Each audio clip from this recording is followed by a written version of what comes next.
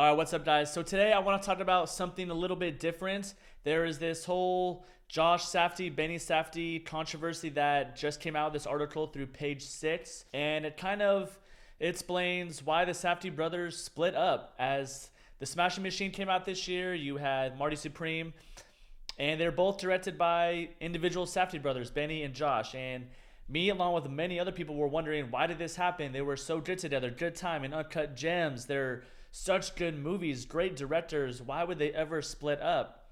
And after reading this article and hearing some other stuff, this might answer that question. And it's a pretty fucked up situation, pretty fucked up article. So we're just gonna dive in here real quick. So the teenage sex scene that sparked infamous rift between edgy director brothers behind Hollywood's hottest movies. There they are right there sitting on a nice little bench. Looks like it's, I don't know, Central Park or something. So here we go. Like it says, one of the more enduring riddles that has mystified Hollywood in recent years is what triggered the rift between Josh and Benny Safdie. This is what we all want to know. So it says right here, there's rumors that swirled around that one brother went full MAGA, creating tensions, while the duo vaguely blamed the WJ SAD after strike in conversation with colleagues. It's really none of that. After reading this full article and knowing if all of this is true, which it seems like it pretty much is, that is not the reason why. There is a much more fucked up situation. So let's see right here. So the root of the quarrel stems from a much darker incident that occurred on the set of their 2017 breakout Good Time. Great fucking movie. I love that film. And so it says right here, Benny cutting ties with his brother in 2023 after he learned the full scope of the events. And this event is referring to what I'm about to read right here, involving a 17-year-old girl who was cast to play a prostitute in their crime thriller Good Time. I can't remember exactly who she was. I think her scene was cut. And the actor too, who was playing him, who was it? Just Duras, I think is his name, his last name. So right here, once the 17-year-old girl was cast to play this prostitute, once she was on set, the teenager was immediately thrust into a scene that involved nudity and simulated sets with actor Buddy Duras, that's who it was, during production in New York. And as part of their style, the Safdie brothers were known for using a mix of professional stars, like the film's lead, Robert Pattinson, as well as non-actors like Duras, who had just been released from prison. Now, if you've seen Good Time and you've seen Uncut Gems, you know that is kind of what makes these films more authentic in some sort of way, feel more real and grounded. The fact that they have these big movie stars as their leads, but then they use real people essentially playing themselves. And that is what makes these movies feel so real. And they did that for Good Time and Uncut Gems. But with that, enhancing the movie in that same sort of way that I just said, with it being, or making it feel more real and authentic, there's a downside as well. If you've seen the Marty Supreme news that came out a couple weeks ago too, with Timothy Chalamet saying that one of the actors actively threatened him on set while they were shooting a scene together. You know, Timothy, I believe, was just, encouraging him to, do the scene better. I know you can do it better. Let's do it one more time. And this actor was essentially saying, you don't want to fuck with me. I've been to prison, kind of strong-arming him in some sort of way. And that's not a professional work environment. So that is the downside to having these non-actors in your films. They don't really know how to act. Act, that is, when they are on the set in this professional environment.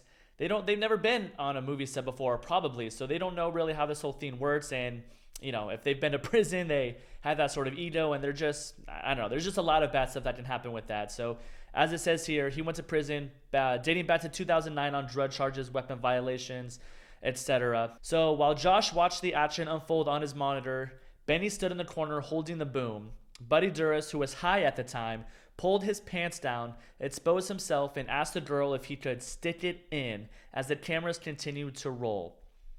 That is insane.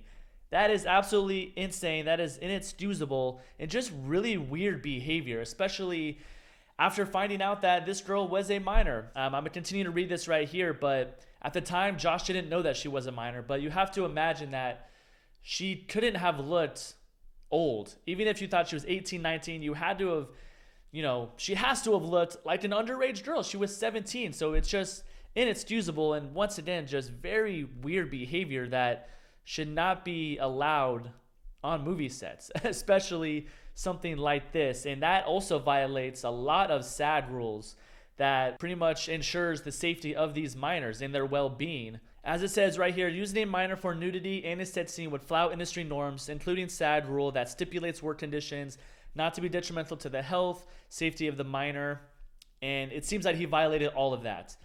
But it also says here that three sources say Josh, who is now vying for this year's Best Director, became aware of the girl's age on the day of production, shortly after the scene was shot, as the traumatized girl spiraled, which you can understand. This girl is definitely traumatized. She's scarred and she doesn't understand. I don't think that was part of the scene because, as it said, Duras was high as a kite, high as a motherfucker, on God knows what, because it also said earlier that he died from a heroin overdose in November of 2023. So this guy was not cool. This guy sounds insane. So apparently the Safdie brothers removed this scene from the movie shortly before they had A24 watch the film at the world premiere, which if they didn't, it would have just caused more controversy. But this was back in 2017. So why is this just now coming up in 2026? As you can see right here, it kind of surfaced in 2022. And this is when their former producing partner, Sebastian Bear McClard, was married to Emily Ratajkowski at the time in 2022. And he was their producer. He was the one in charge of, he was a producer, right? But in this specific situation, he was the one who hired this underage actress. And he says that it wasn't his responsibility for checking her age when he was the one that hired her. And that is absolutely ridiculous. So this once again surfaced in 2022 when him and Emily Ratajkowski were going through a bitter divorce, and she threatened to expose this dirty laundry that happened on the set of the movie in 2022. And that is also insane that it didn't even come more to light in 2022, that we're just not hearing about this in 2026. But you can kind of understand they're going through a divorce, right? Bitter. You kind of want to expose your partner's dirty laundry, as it said in the article. But when we go back and we look, so in a side drama, the then single Bear McClard had become romantically involved with the Good Time actress after production wrapped. And Emily Ratajkowski kind of had been thinking about that for a while, I guess. She's been known about it, and she kind of wanted to use that for battle for custody of their son. But if it says, or it does say, with the Good Time actress, so if that's referring to this underage girl, that's just an even more red flag, an even more fucked up situation that this all just is unraveling as. It also says that Bear McClard had dalliances on the set of Safdie's Uncut Gems, including an extramarital fling with a cast member, a rep for the siblings. So this dude is just also seems like a fucking piece of shit. So Benny wasn't made aware of the Good Time actress's age after, apparently. It seemed like it was 2022 when he was made aware of this. And that's what created the wedge between the brothers, as one friend described it. Josh blamed McClard for hiring a minor. McClard pushed back and noted that he wasn't the producer responsible for ensuring her age. And like I said before, that is just an excuse. That is absolutely insane that he can't take responsibility for that when he should. It's just ridiculous. And it also says that he wasn't in the room when this happened. Okay, that might have raised a red flag for him in the fact that, there probably was questioning if she was a minor or not. So if he wasn't in the room, he was the one that hired her. Okay, maybe he would have said something, right? I don't know. And it says the Safdie brothers continue to work with each other for another 9 months amid mounting tensions, as you can probably imagine. And they had another movie set with Netflix starring Adam Sandler that was going to be in March of 2023. But with all this behind-the-scenes drama of Emily Ratajkowski split from Bear McClard, which included some of the details from the Good Time incident, including the girl's age. So apparently this is when Benny found out about her being underage and this whole thing, which I don't necessarily believe. I don't know how he couldn't have figured out, if Josh figured out that, and how that was the final straw for Benny. I don't know. I think that once this did come out, Benny wanted to look like the good guy, essentially. I don't know. He wanted to kind of exclude himself from that, even if it was maybe throwing his brother under the bus. Like I said, we don't really know. It says this is the last straw for Benny, and that's why they split up. So it's just all very strange, and it kind of seems out of nowhere, out of the blue, that this article would come out. Once again, if it was Benny that leaked it, as I've heard, does that make sense? Is he trying to make himself look like the good guy, like I just said? Throwing your brother under the bus, does he really not ever want to work with him? I mean, let's be honest. I really just don't believe that Benny didn't know that this girl was underage. Once Josh found out, Benny had to have found out. It just doesn't make any sense. There's just no way that that would happen. And it also doesn't seem like this is the first time something like this has happened on the set with the Safdie brothers involving a minor. At the end of this article, it says right here, they were filming the music video for Jay-Z back in 2017, and they allegedly raised eyebrows when they kept a child actor on a rooftop past 1 a.m. and long after the allowable 8 hours. One on-set source says he was horrified by Josh's lack of regard for the child, who cried and asked to go home because he was tired. What the fuck? That is insane. So they are essentially, or have been, breaking these sad laws, these sad rules that are implemented to ensure the safety of these minors. And there's been multiple instances where this has happened. So how has none of this come out? Why is it all just coming out now?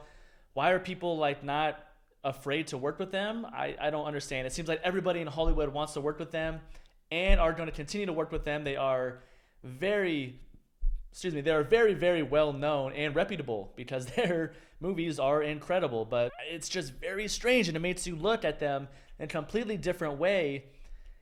And that's really just Hollywood. Is that what Hollywood's become? You know, there's obviously not the first time something like this with celebrities, with directors, whatever it is, has come out to where these people are very strange. They are weird people that have a lot of hidden secrets, whatever it may be. With the Weinsteins, like I said, all that whole Me Too movement and sexual assault in the industry, working conditions. I mean, there's been a lot of stuff, and it just makes you look at these directors differently. I don't know if people are going to not want to work with them now because of this article. I've seen a lot of this on Twitter, just people saying they're pieces of shit, fuck Josh Safdie, really turning on them, and understandably. And I don't know if that's going to continue, but it's very weird, very strange, and I really want to know what the fuck actually happened. Like, what was going through Josh's brain? Is he really just a fucking weirdo? But it really does just make you think, where else is this happening? What other people, what other reputable directors, actors are working that just are pieces of shit behind the scenes? Because unless something like this comes out, a leak or a source that wants to reveal this information, we don't really get to see them. We see them in very small interviews, very small increments. And if you just looked at this dude, Josh Safdie, you know, before I've been a huge fan of their movies, but I just looked at them. I mean, he kind of looks like a creep, kind of looks like a weirdo, if I'm being honest. So I could believe all these accusations. I can believe what it says in this article actually happens, and it's not good. It is not a good look whatsoever. And yeah, that's really just my thoughts on it. It's crazy. And yeah, just the fact that they let this go on. Josh was in the director's seat at the time, right? It doesn't matter. They're both co-directors. They're both culpable. I've been looking online. I can't find a name for this actress. I don't think they're going to reveal who it was, because I don't think she was in the movie, if I'm correct. So yeah, I just hope that Josh or Benny maybe come out and speak, which I doubt they will, because this is a serious accusation. And maybe this isn't the full story. You know, there's two sides to every story, I guess, but it doesn't look good. It doesn't look good. So yeah, as always, I appreciate you guys. My name is Zach. I want to try something new, maybe start celebrity news, movie news, whatever it is, kind of cover that stuff. But yeah, like I said, that's pretty much it. Appreciate you guys. Later.